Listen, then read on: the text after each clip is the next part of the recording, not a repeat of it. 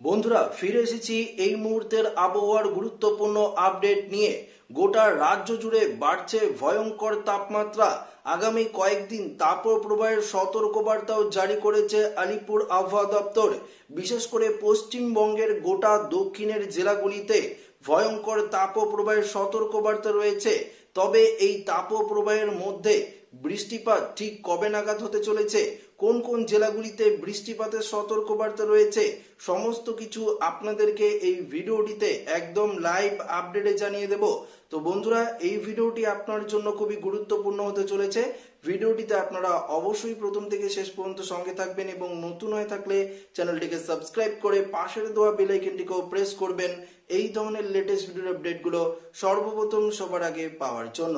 তো আসুন বন্ধুরা, সরাসরি আমরা লাইভ আপডেটে চলে যাই এবং বিস্তারিতভাবে আপনাদেরকে দেখিয়ে দিই কোন কোন জেলাগুলিতে তাপপ্রবাহের সতর্কবার্তা রয়েছে এবং কবে থেকেই বা বৃষ্টিপাত শুরু হবে। আসুন সমস্ত কিছু আমরা লাইভে দেখে দিই। তো বন্ধুরা, আমরা সরাসরি লাইভ আপডেটে চলে এসেছি। এবার আপনারা দেখতে পারবেন যে কোন কোন জেলাগুলিতে তাপপ্রবাহের সতর্কবার্তা রয়েছে।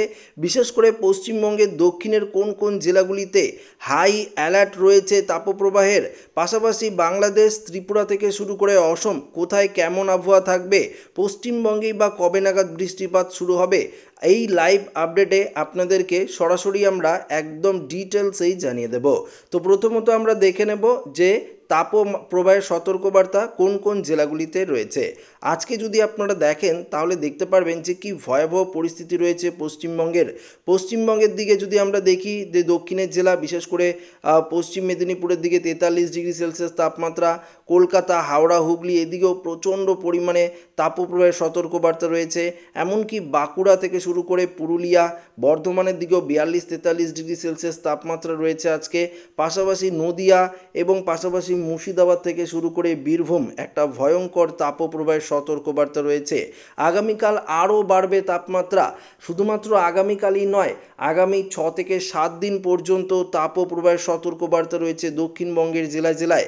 তাহলে স্বস্তির বৃষ্টি কবে নাগাদ আসতে চলেছে অবশ্যই আপনাদেরকে জানাবো। পাশাপাশি শুধুমাত্র পশ্চিমবঙ্গ নয়, এই তাপপ্রবাহ চলবে পশ্চিমবঙ্গের অর্থাৎ উত্তরের জেলাগুলি, বিশেষ করে আলিপুরদুয়ার, কোচবিহার, জলপাইগুড়ির দিকেও তাপপ্রবাহের অ্যালার্ট রয়েছে।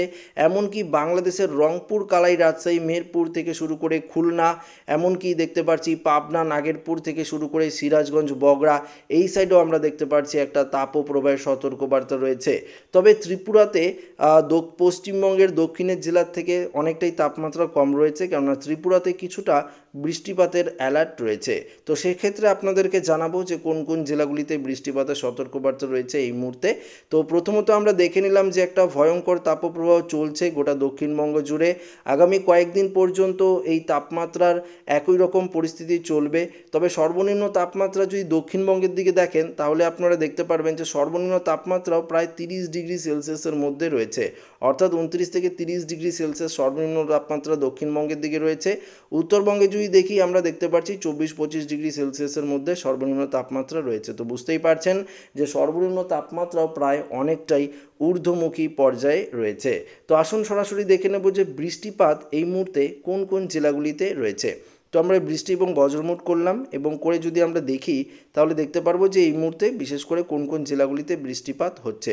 তো আমরা দেখতে পাচ্ছি ত্রিপুরায় এই মুহূর্তে খানিকটা বৃষ্টিপাত, অর্থাৎ আমবাসা থেকে শুরু করে আগরতলা, এদিকে উদয়পুর, ভ্যালিনিয়া, এই সাইডটাতে কিন্তু আমরা দেখতে পাচ্ছি একটা বৃষ্টিপাতের সতর্কবার্তা। শুধুমাত্র ত্রিপুরা নয়, বাংলাদেশের কুমিল্লা থেকে শুরু করে অর্থাৎ চট্টগ্রাম বিভাগটা, সেনবাগ, এই সাইডটা, পাশাপাশি আমরা দেখতে পাচ্ছি মিরাজগঞ্জ থেকে শুরু করে ভোলা, বরিশাল, এদিকে দেখতে পাচ্ছি লালমোহন, মাথাবিরিয়া, পিরোজপুরের দিকেও খানিকটা বৃষ্টিপাতের অ্যালার্ট রয়েছে। অর্থাৎ শুধুমাত্র এই জায়গাগুলিতে কিছুটা বৃষ্টিপাত হচ্ছে।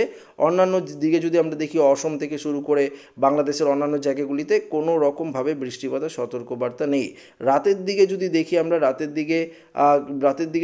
রাতের দিকে অসমের যেমন জোরহাট, ডিব্রুগড় সাইডে হালকা পশলা বৃষ্টি, তাছাড়া রাতের দিকেও ত্রিপুরাতেও বৃষ্টিপাতের কোনো রকম অ্যালার্ট নেই। তো বুঝতে পারছেন যে আজকে শুধুমাত্র ত্রিপুরার দিকে কিছুক্ষণের মধ্যে বৃষ্টিপাতের সতর্কবার্তা, তাছাড়া সেভাবে বৃষ্টিপাতের অ্যালার্ট নেই।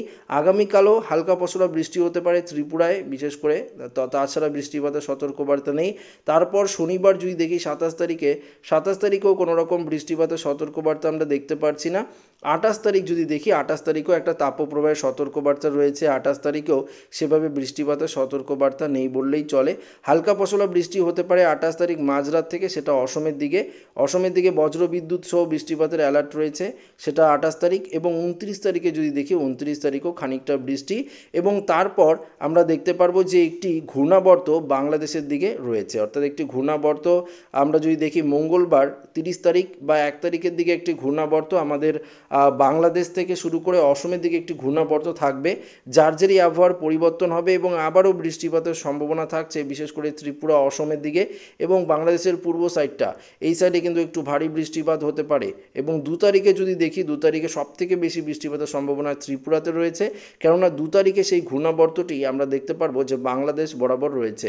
এখানে যদি আমরা বায়ুর মোডে চলে যাই তাহলে আপনারা লক্ষ্য করতে পারবেন যে একটি ঘূর্ণাবর্তের মতন পরিস্থিতি 2 তারিখে তৈরি হচ্ছে, সেটা কিন্তু বাংলাদেশের ঢাকা শহরের দিকে তৈরি হচ্ছে এবং বঙ্গোপসাগর থেকে প্রচুর পরিমাণে জলীয় বাষ্পপূর্ণ বায়ু আমরা দেখতে পাচ্ছি চিটং মহেশখালী দিয়ে একদম ঢাকার দিকে পৌঁছচ্ছে। এর জেরেই কিন্তু ভারী বৃষ্টিপাত, যদি আমরা বৃষ্টি বজ্রমোট করে দেখি তাহলে দেখতে পারবেন চিটং মহেশখালী থেকে শুরু করে গোটা ত্রিপুরায় বজ্র বিদ্যুৎ সহ ভারী বৃষ্টিপাতের সম্ভাবনা, এমনকি টর্নেডোর মতো ঘূর্ণিঝড়েরও কিন্তু পরিস্থিতি তৈরি হতে পারে। যদি আমরা দেখি ঘন্টায় হাওয়ার গতিবেগ, তাহলে আপনারা লক্ষ্য করতে পারবেন তখন হাওয়ার যে গতিবেগ থাকছে ত্রিপুরা এবং বাংলাদেশ মুখোমুখি দেখতে পাচ্ছেন 70 কিলোমিটার, অর্থাৎ ঘন্টায় প্রায় 70-75 কিলোমিটার গতিবেগ নিয়ে এটা কিন্তু আমরা দেখতে পাচ্ছি বঙ্গোপসাগর থেকে ক্রমশ বাংলাদেশের ঢাকার যে জায়গাটি রয়েছে এই জায়গায় এই ঘূর্ণাবর্তটি ঘনীভূত হবে। এর জেরেই বাংলাদেশ এবং ত্রিপুরায় বজ্র বিদ্যুৎ সহ ভারী বৃষ্টিপাত সঙ্গে টর্নেডোর মতো ঘূর্ণিঝড়ের পরিস্থিতিও কিন্তু তৈরি হতে পারে। কালবৈশাখী ঝড়ের তো সম্ভাবনা থাকছেই এবং টর্নেডো ঝড়েরও কিন্তু পূর্বাভাস রয়েছে, আমরা পরিষ্কারভাবে কিন্তু দেখতে পাচ্ছি। সেটা কিন্তু 2 তারিখের দিকে আপনারা নিজেরাই কিন্তু লক্ষ্য করতে পারছেন যে একটা বজ্রবিদ্যুৎ সহ ভারী বৃষ্টিপাতের অ্যালার্ট রয়েছে। তবুও আমাদের পশ্চিমবঙ্গে সেভাবে এই ঘূর্ণাবর্তের কোনো প্রভাব পড়বে না, অর্থাৎ পশ্চিমবঙ্গের আকাশ মূলত পরিষ্কারই থাকছে। তারপর 3-4 তারিখে আরও দেখতে পাচ্ছি ত্রিপুরা এবং বাংলাদেশের দিকে কিছুটা বৃষ্টিপাত থাকছে। তো পরবর্তীতে আমরা দেখতে পাচ্ছি ত্রিপুরা এবং বাংলাদেশে বৃষ্টিপাত থাকলেও আমাদের পশ্চিমবঙ্গের দক্ষিণের জেলা এমনকি উত্তরের জেলাগুলিতে কোনো রকমভাবে বৃষ্টিপাতের অ্যালার্ট নেই। তবে আবহাওয়া পরিবর্তনশীল, যখন তখন পরিবর্তন হতেই পারে এবং যখন তখন বৃষ্টিপাতও কিন্তু শুরু হতে পারে। তবে আপাতত যা পরিস্থিতি দেখাচ্ছে বা আমরা যা দেখছি লাইভ আপডেটে, সেক্ষেত্রে আমরা দেখতে পাচ্ছি কোনো রকমভাবে বৃষ্টিপাতের সতর্কবার্তা নেই। তাপমাত্রা কিন্তু এক লাগাতারে বাড়তেই থাকবে। আবারও তাপমাত্রা করে যদি দেখাই দেখতে পারেন আগামীকাল আরও কিছুটা বাড়বে।